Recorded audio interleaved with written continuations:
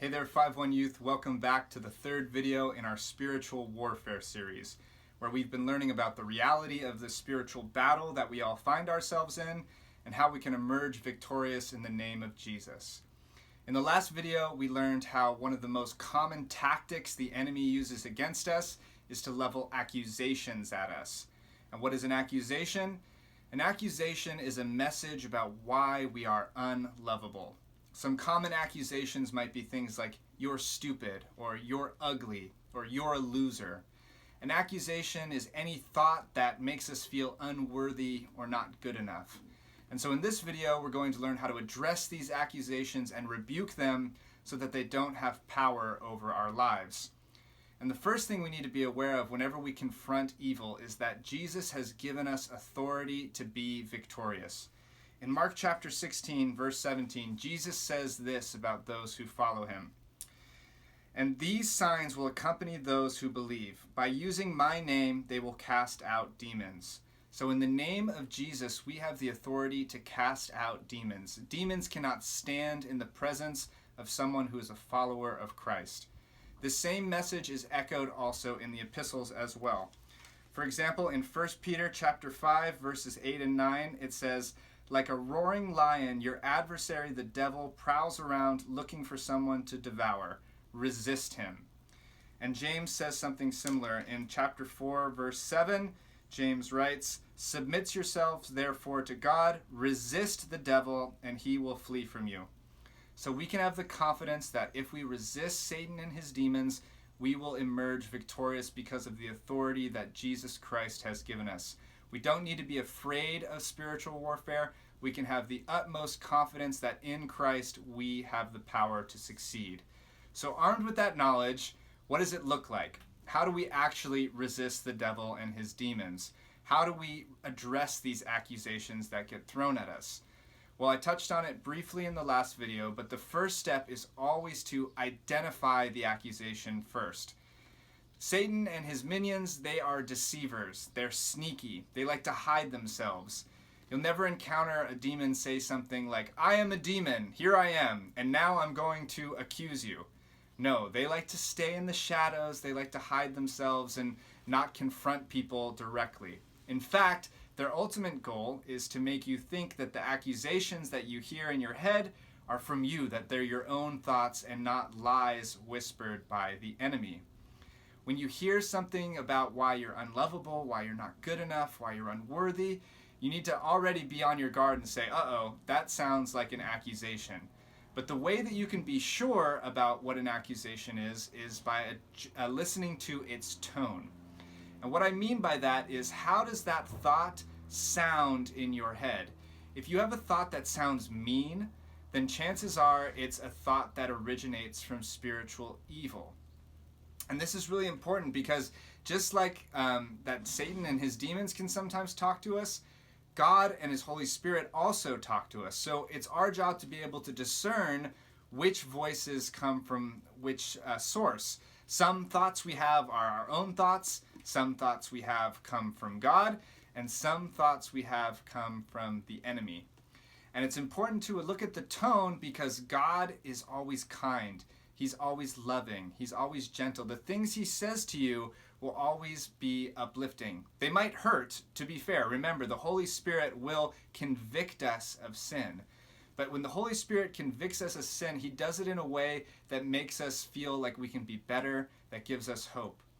When the enemy throws an accusation at you, it will make you feel hopeless. It will make you feel bad and like there's nothing that can be done. To help you see what I mean by listening to the tone of thoughts, to help you identify what kind of thoughts they are, think of this example. You've just gotten a grade back on an exam and it's bad. It's not what you wanted. And when you see that grade, your heart sinks and suddenly two thoughts pop into your head.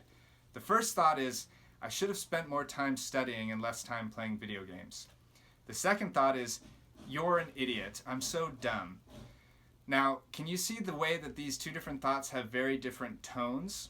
The first thought is ultimately from the Spirit, convicting you that you should have spent more time studying and less time playing games. And this, we can tell that it's the Spirit because it's first off focusing on your behavior. It's not saying you're a bad person or that you're worthless. It's saying that the strategy you used in preparing for this exam wasn't good. And so for next time, you'll study more and play less games. Again, the Spirit is helping you prepare to do better next time. It's giving you hope for a future. The second thought, that you're stupid and you're an idiot, that's an accusation from the enemy. Notice it doesn't talk about your behavior at all. It's talking about your character, who you are. You're a dumb person. That's not going to help you be better. It just makes you feel bad. It makes you feel worthless. That's how you know that it's an accusation.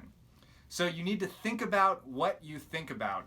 You need to be aware of the type of thoughts that come into your head, and you need to ask yourself, when you hear something that's hurtful or negative, what's the tone of this? I mean, is it the Spirit convicting me so that I can do better next time?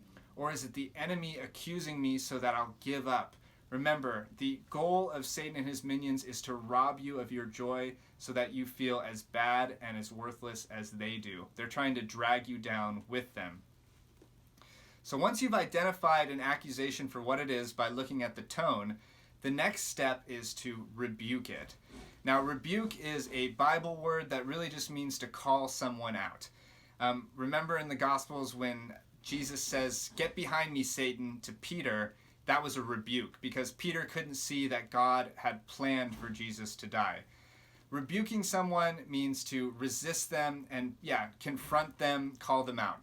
So when you hear an accusation like, "You're dumb," the first step is to rebuke it and say, "No, that's a lie. That's not true." The second step is then to speak truth over yourself that contradicts the accusation. So again, using our example with the bad grade, you hear that voice say, "You're stupid." You say, "No, I'm not. That's a lie." And then you speak the truth, which is, just because I did bad on one exam doesn't mean I'm dumb. I'll study harder next time. It's even more powerful when you can speak God's truth over yourself when you're confronted with an accusation.